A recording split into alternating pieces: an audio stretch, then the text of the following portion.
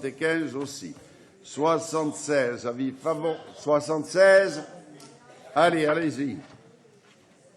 Oui, rapidement sur le 76, la rénovation urbaine. La rénovation urbaine qui est censée être la baguette magique qui permettrait de transformer des quartiers, des cités qui sont souvent des zones de non-droit en petits paradis sur terre.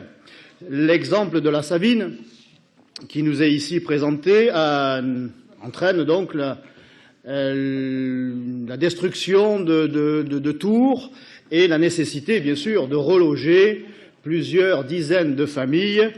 Et quelle n'a pas été ma surprise et la surprise, justement, des habitants de Château-Gombert de découvrir qu'une quarantaine, voire une cinquantaine de ces familles seraient relogées bien dans ce noyau villageois à l'âme provençale qu'est Château-Gombert. Je tiens à rappeler que le Front National, ici comme ailleurs, n'est pas contre le logement social.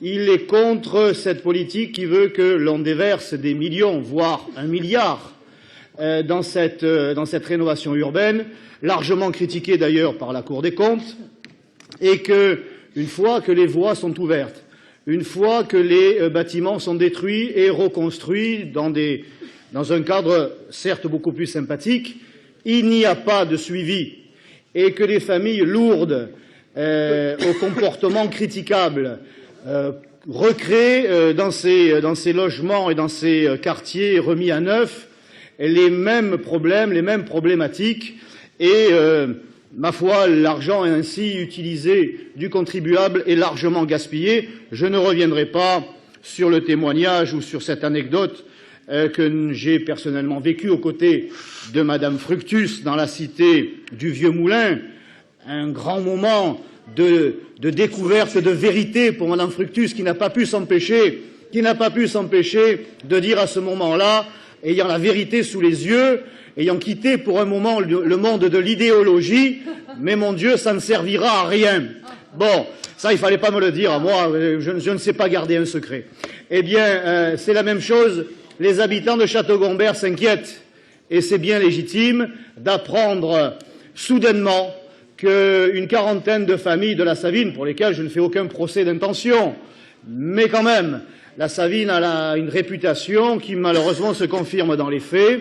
Donc je vous invite à soigner l'après, que cet argent que les contribuables ont encore accordé de gré ou de force pour cette rénovation urbaine, à la Savine en particulier, eh bien, ne soit pas jeté par les fenêtres et que Château-Gombert ne subisse pas cette non-gestion de l'après et qui se développe à Château-Gombert, ce qui s'est développé déjà dans beaucoup trop de quartiers qui ont bénéficié de cette rénovation, mais qui n'ont pas justement obtenu cette gestion de l'après, les familles lourdes y reproduisant là les mêmes difficultés qu'elles avaient produites ailleurs.